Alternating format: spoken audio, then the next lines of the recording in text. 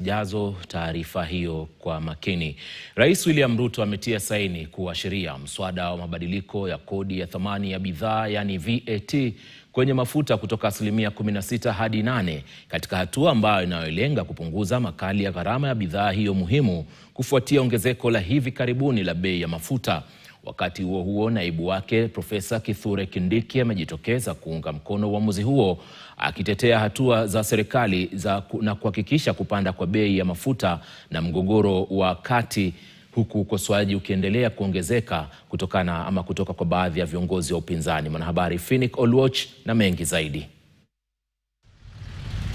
Huku swala la bei ya mafuta ikiendelea kuwa swala tata humu nchini, The National Assembly responded to your request. Rais William Ruto ameutia sahihi mswada wa mabadiliko ya kodi ya thamani ya bidhaa yani VAT kutoka 16% hadi 8%. Hii ni baada ya bunge kupitisha pendekezo hilo Alhamisi kufuatia pendekezo la mamlaka ya kudhibiti kawi na petroli nchini EPRA. Baada ya malalamishi ya Wakenya kwa kupanda kwa bei ya petroli kwa shilingi 29 na shilingi 40 kwa dizeli kwa kila lita ya bidhaa hiyo muhimu. Rais utolifanya sifaya. Naibu wa Rais Kithure Kindiki akizungumza katika eneo bunge la Mogotio kaunti ya Baringo ametetea serikali kwa hatua hiyo, akisema serikali inafanya kila liwezalo kupunguza bei hiyo, ikiashiria kwamba ongezeko hilo limetokana na vita vya Marekani na Israeli dhidi ya Iran. Sababu ya vita ambayo inaendelea kati ya Marekani na nchi ya Iran na mataifa ya huko Ghuba, Persian Gulf. Hiyo vita imeleta misukosuko ya mambo ya mabei, sana bei ya mafuta.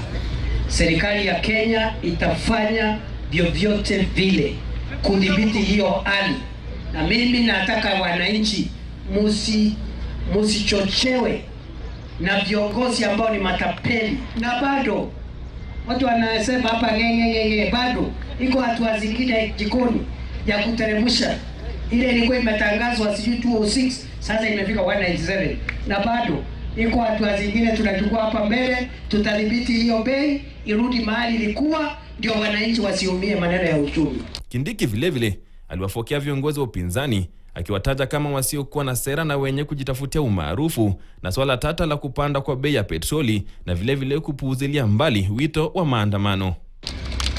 The solution of the hike in the fuel prices of the world is not in demonstrations. Even if you demonstrate, that price cannot change. The solution is in policy interventions. Sisi ndio mafundi wa hii maneno. Hii ni mambo kidogo hii, these are small issues. Usiharakishe sisi. Don't distract us, we are busy. Tunataka hata tuweke signpost hapo inasema men at work. Wakati huo, mbunge wa Mogotio Reuben Kiborek ametetea hatua ya serikali ya kupandisha bei ya mafuta na kumlenga aliyekuwa naibu wa Rais Rigathi Gachagua, akimrushia vijembe. Sema rais na fireman wameongeza bei ya mafuta.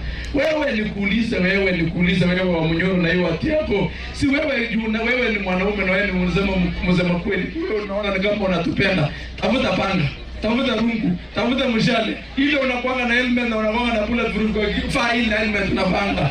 Enda kule Strait of Hormuz, fungulia mameli, mafuta ifike Kenya, tuuze mafuta kwa bei nzuri. Huku serikali ikiendelea kuahidi wa Kenya kwamba bei ya mafuta huenda ikashuka zaidi, kwa sasa kilichosalia kwa mamilioni ya Wakenya wanaotaabika na gharama za juu za bidhaa hiyo muhimu ni kusubiri.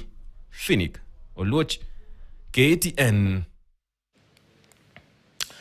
Na tukirejelea taarifa ya hapo awali ni kwamba kizaazaa kilizuka katika hafla ya